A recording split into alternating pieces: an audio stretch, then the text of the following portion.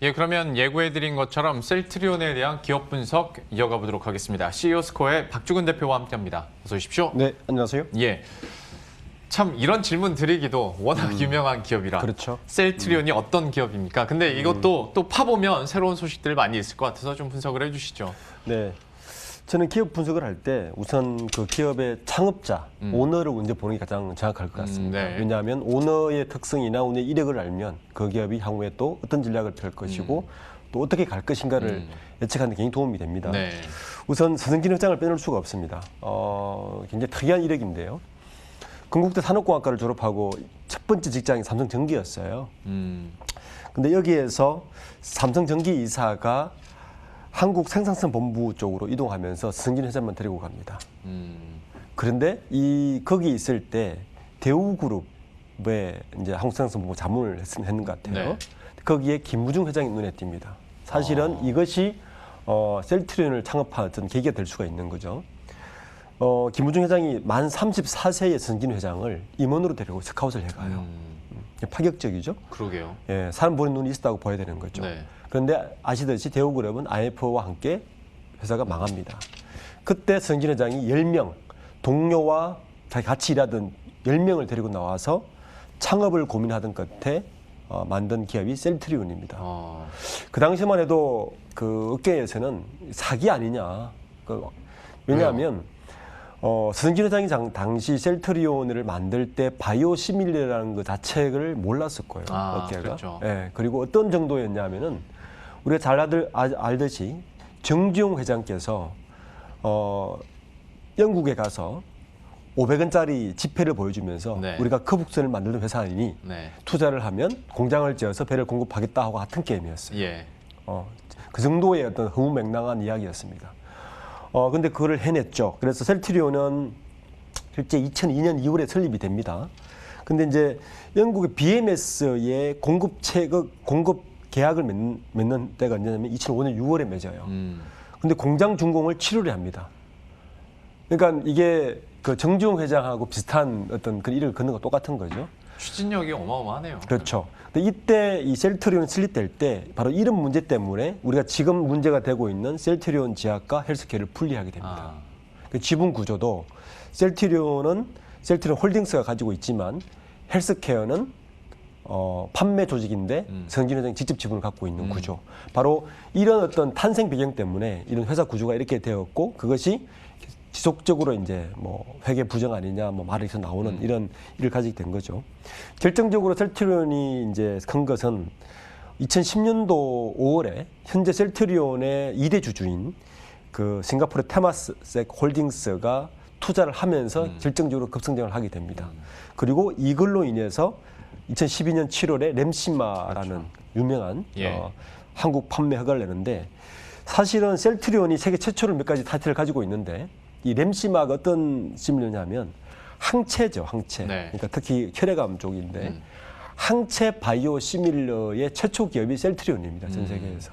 그러니까 항체라는 것은 그전에 바이오 시밀러를 생각을 안 했는데 셀트리온이 시도를 한 거고 그것이 성공을 한 게 이제 램시마가 된 거죠.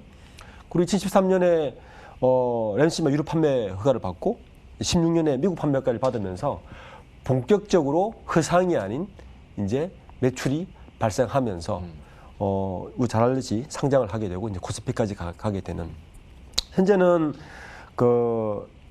이 램시마도 SC가 지금 유럽의 허가를 기다리고 있죠. 네. 이것이 이제 나중에 말씀드리겠지만 내년 매출에 굉장히 큰 트리거 포인트가 될 거고 그것이 2022년도에 미국 시장까지 진출하게 되면 아마 셀트리온은 한 번 더 이제 업되는 그런 아마 계기가 마련할 것 같습니다. 지금 현재로는 이제 램시마, 트록시마 이렇게 뭐 이런 어떤 이 세 개를 주력으로 하고 있는데 어쨌든 판매가 중이고 세계 최초의 항체 바이오시밀러라는 것 회사가 특징이고 그리고 이 항체 중에서도 그 기업 바이오 제약에서 가장 큰 이 암 쪽, 항암 쪽, 그다음에 노인에 관련된 관절염 쪽에 그 시장 규모가 큰 쪽의 바이오시밀러를 갖고 있다는 것이 이 셀트리온의 가장 큰 강점인 것 같고요.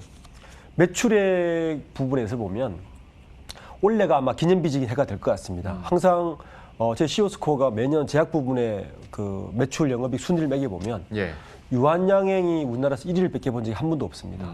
근데 아마 2020년 결산을 하게 되면 셀트리온이 지금 추세라면 유한양행을 매출액에서 앞설 것 같고요. 그러니까 대한민국의 제약 바이오 산업에 새로운 한 획기적인 이정표를 한번 던지는 것 같고, 영업이익 면에서는 탁월합니다. 영업이익 면에서는 2020년에 아마 7천억 가까운 영업이익을 낼 수 있을 것 같아서 유한양행은 1조 5천억을 매출액을 하지만 1천억 정도의 영업이익밖에 못 냅니다. 그러니까 기존의 제약사들은 우리가 케미칼 제넥신, 그러니까 이 카피봉원으로 만들어서 이게 뭐 제품을 만드는 거냐, 그 유통업체냐 정도의 말도 들어왔는데 아마 이 바이오 시밀러 기업들이 들어오면서 삼성바이오와 함께 한국 제약 산업 자체에 대한 기본 틀을 좀 움직이는 그런 획기적인 아마 일이 일어날 것 같습니다. 참 그러니까 코로나19 그 사태 이전에 셀트리온 하면 뭐 공매도다 뭐다 뭐 이야기들이 참 많았습니다만은, 그래도 따지고 보면 국내에서 어떤 실적을 계속 내주면서 R&D도 이어지고 새로 모멘텀이 있는 제약 바이오 기업들, 그러니까 실체가 있는 제약 바이오 기업들이 그렇게 많지는 않았거든요. 그렇죠. 셀트리온이 항상 그래서 그 중심에 있었고 논란이 될 때도 있었고 뭐 시장의 주인공이 될 때도 있었는데, 요즘에야 코로나19 항체 치료제 얘기를 더 많이 하긴 합니다만은 바이오 시밀러 분야에서 어쨌거나 시작을 했고 여기서 두각을 나타냈기 때문에 이게 글로벌 시장에서 또 얼마만큼의 경쟁력을 가지고 있는가, 여기에 대해서도 좀 얘기를 해주시죠. 이제 바이오 시밀러 하면 좀 큰 얘기이기 때문에 우선 바이오 약품에 대한 시장 규모를 우리가 좀 알아야 될 것 같아요. 예. 올해 기준으로 바이오 약품의 전체 시장 규모가 하나 기준으로 약 300조 정도 됩니다. 300조. 근데 이 시밀러 시장은 항상 바이오 시장이 한 10% 정도의 마켓쉐어를 가지고 있어요. 그러면 네. 한 30조 규모를 든다 보시면 되죠. 근데 이 바이오 시밀러 마켓쉐어가 지금 바이든 정부가 미국에 들어섰지 않았습니까? 오바마 케어 때부터 미국의 의료 보험 문제가 상당히 심각해서 예. 바이오 시밀러에 대한 니즈가 더 커지고 그 시장이 커지고 있는 상황이죠. 이 바이든 정부가 들어서는 것도 제가 볼 때는 바이오 시밀러는 굉장히 호재 중에 호재일 것 같습니다. 어쨌든 이 덕분에 매년 바이오 시밀러 시장은 바이오 전체 제약 시장에서 계속 비중을 높여가고 있습니다. 이제 최근에 이런 그 마켓 자료에 따르면 2025년이면 전체 바이오 시장에서 약 70조 정도가 바이오 시밀러 시장이 될 것 같은데, 국내 바이오 대표적인 기업이 셀트리온과 삼성바이오죠. 이 두 개 예. 기업을 합치면 매출이 3조쯤 되니까 전체 바이오 시장에서 굉장히 마켓쉐어를 가지고 있는 건 사실입니다. 근데 이제 국내 바이오 이 시장은 크게 제약사가 지금 성장을 1단계, 2단계 거치면서 그 세 개의 타입으로 좀 성장을 해요. 네. 셀트리온 같은 경우는 사실은 바이오 시밀러로 시작했지만 지금 현재 다케다의 아시아 인수라든지 이런 가지를 네. 보면, 그럼 중국 진출이라든지 이런 행보를 보면 종합 제약사로의 행보를 가고 있습니다. 네. 종합 제약사로 갈 것이 분명한 것 같고요. 두 번째 타입이 위탁 생산형입니다. CMO죠. 요거는 이제 우리가 잘 아는 삼성바이오로직스가 대표적인 네. 회사고, 그다음에 SK 팜테크 기업도 이 바로 CMO 회사입니다. 그다음에 가장 큰 시장이죠. 바이오의 원래 그 개발하는 요게 바로 우리가 최근에 IPO했던 SK 바이오팜입니다. 요 신약 개발사죠. 그래서 현재 바이오 제약사의 큰 구분은 바이오 시밀러로 하고 있는 그 종합 제약사로 가는 형태, 셀트리온처럼, 그다음에 위탁 생산하는 CMO의 형태, 네. 그다음에 SK 팜테크 같은 형태, 그리고 SK 바이오 팜 같이 신약 개발 형태, 세 가지 형태로 지금 계속 진화하고 있는 것 같습니다. 어쨌든 이 전체 시장이 올해 기준으로 300조면 거의 반도체 시장과 맞먹는 네. 시장이고, 어쨌든 지금 현재 성장 구도로 보면 우리나라는 이 세 개를 다 가지고 있다고 보면 되죠. 이제 시작한 지 얼마 되지는 않았지만 향후 국제 바이오 시장에서 이 거대 시장을 굉장히 빠른 시간 안에 마켓쉐어를 넓혀갈 수 있는 중요한 교두보를 확보한 건 분명합니다. 얘기가 나온 김에, 그리고 앞에서 잠깐 그 설명을 해주신 김에, 이거는 뭐 셀트리온뿐만이 아니라 국내 제약 바이오업계들 전반적인 질문일 수도 있을 텐데, 얘기해 주신 것처럼 처음에는 이제 가장 기초적으로 복제약을 만들다가 네. 바이오 시밀러를 하고 궁극적으로 시작 개발 쪽으로 가는 건데, 그렇죠. 중간에 뭐 위탁 개발이나 위탁 네. 생산도 있는 이런 순서지 않습니까? 네, 그렇습니다. 지금 우리나라 이제 기업들도 어떤 바이오 시밀러에서 신약 개발, 그다음에 음. 또 한쪽으로는 위탁 생산 쪽으로 글로벌 파일을 넓혀가고 있는 상황인데 네. 좀 이것도 한번 현재 상황들 점검을 해주세요. 대표적인 게 좀 이따 이야기하겠지만 그 코로나19 치료제 같은 개발이죠. 네. 그리고 항바이러스제를 또 기반으로 해서 그 에이즈 바이러스 같은 치료제 같은 개발을 좀 하고 있지 않습니까? 결국에는 이 바이오 시밀러 시장은 어느 순간 가면 한계가 있습니다. 그렇죠. 왜냐하면 기본 그 약품에 대한 특허가 만료돼야 되는 야만이 시장이 열리는 구조를 가지고 있기 때문에 네. 구조적인 한계를 가지고 있죠. 그리고 또 하나는 바이오시밀리는 일종의 벤치마킹 전략이라서 개발 이후에 허가받고 판매되는 동시에 약가가 떨어지기 시작합니다. 예. 예, 그래서 두 가지 구조적인 아주 위크 포인트를 가지고 있어요. 셀트리온은 사실은 그나마 다행스러운 게 이 기간을 굉장히 줄여서 리스크를 극복한 사례고, 그리고 또 다행스러운 게 우리나라의 대기업의 제조 기반이 굉장히 훌륭하지 않습니까? 이번에 아스트라제네카가 국내 SK 바이오팜에다가 이제 시설을 맡겨서 이번에 어제 발표한 4,400만 분분에 많은 부분을 확보할 수 있듯이 우리가 반도체 기반이나 여러 제조 기반에서 이 제조 기반으로 바이오 시밀러나 바이오 제약을 만들 수 있는 굉장히 큰 강점으로 가지고 있는 게 또 예. 우리나라의 강점입니다. 그러니까 이 두 가지 지금은 딱 필요한 건 뭐냐면 이 바이오 시밀러로 확보한 교두보와 제조 기반의 기술력 이 두 가지를 통해서 다른 자본 투자를 통해서 원재료 약을 빠른 시간 안에 어떻게 확보하는가가 현재는 우리나라 바이오 시장의 가장 큰 관건이 됩니다.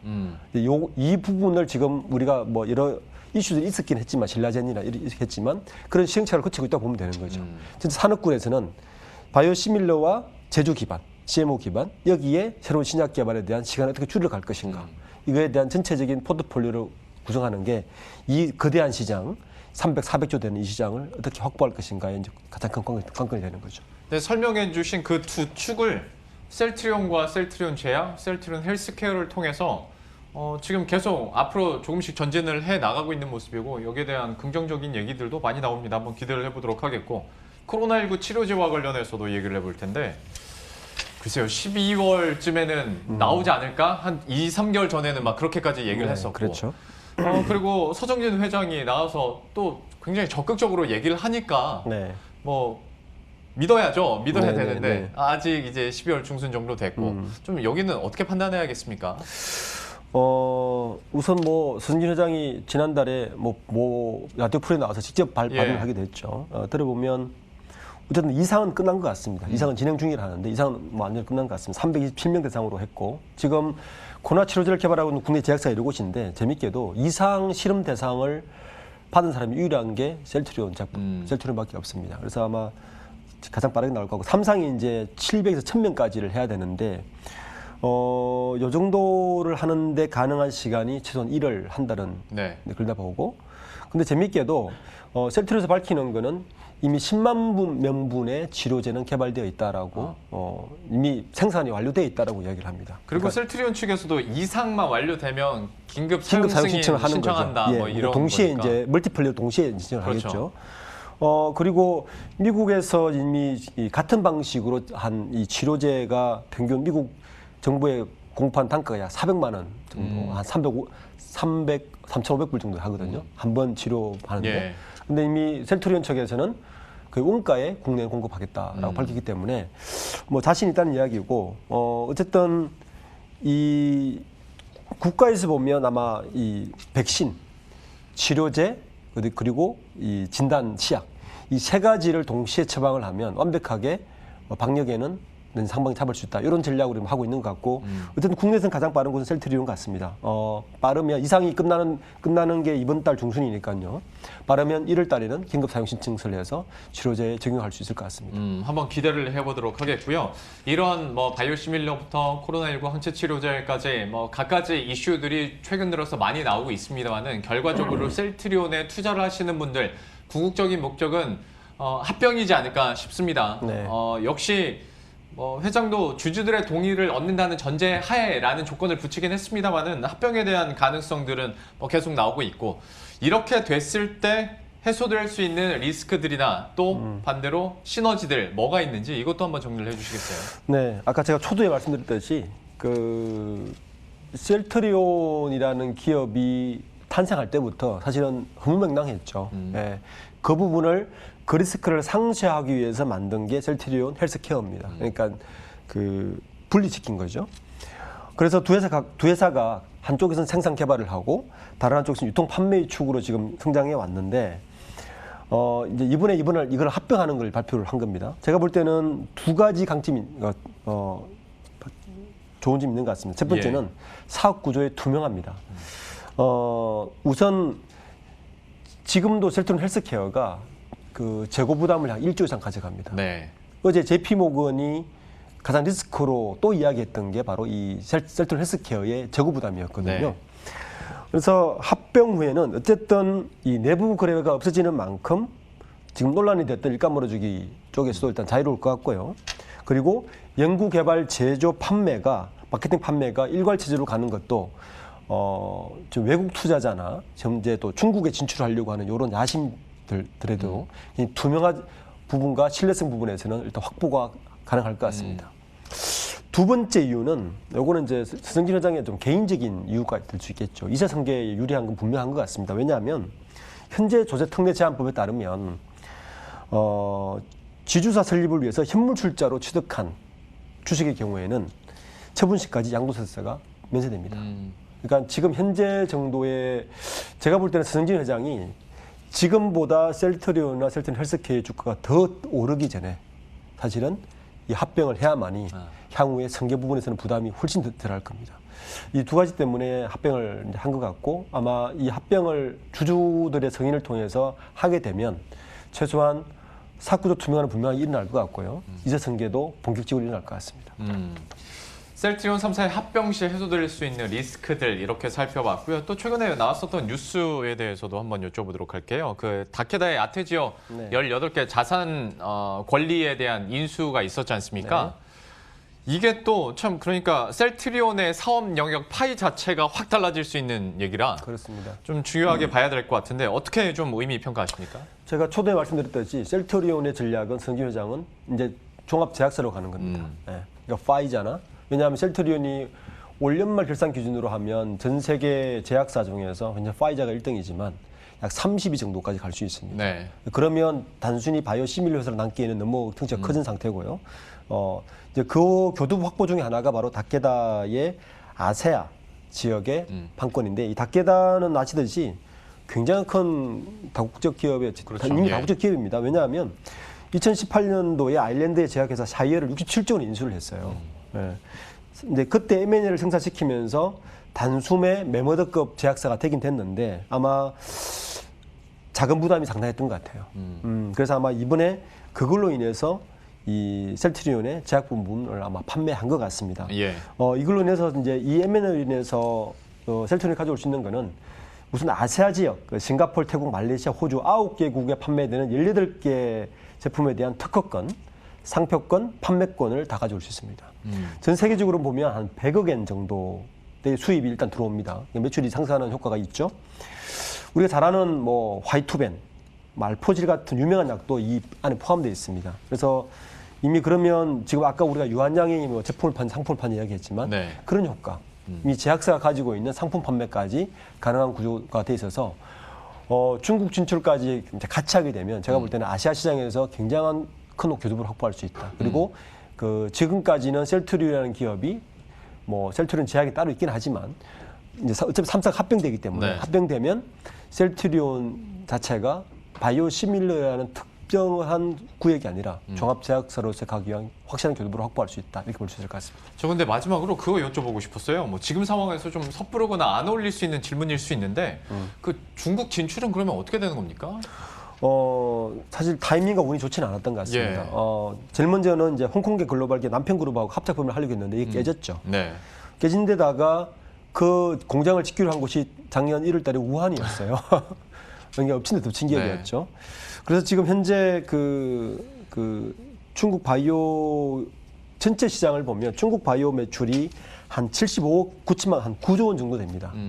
이제 아주 유럽보다는 좀 시장이 크지는 않아요. 근데 이 시장이 만만치 않게 커지겠죠. 그래서 아마 올해는 못했지만 내년도에는 이미 계획했던 그 공장 설립은 지금 추진할 것 같습니다. 중국 진출까지도 이뤄지게 된다면 정말 뭐 파이나 아니면 사업군 규모 자체가 더 커질 수 있는 셀트리온인데요. 앞으로 또 어떤 뉴스들이 새롭게 들려올지도 계속 지켜보도록 하겠습니다. 오늘 셀트리온 그룹에 대한 기업 분석 해봤고요. CEO 스코어의 박주근 대표와 함께했습니다. 오늘 말씀 고맙습니다. 네, 감사합니다. 예, 그러면 저희도 여기서 인사드리도록 하겠습니다. 식사 맛있게 하시고요. 저희들은 내일 이 시간에 또 새로운 이슈들과 전략 들고 다시 찾아뵙도록 하겠습니다. 시청해주신 여러분 고맙습니다.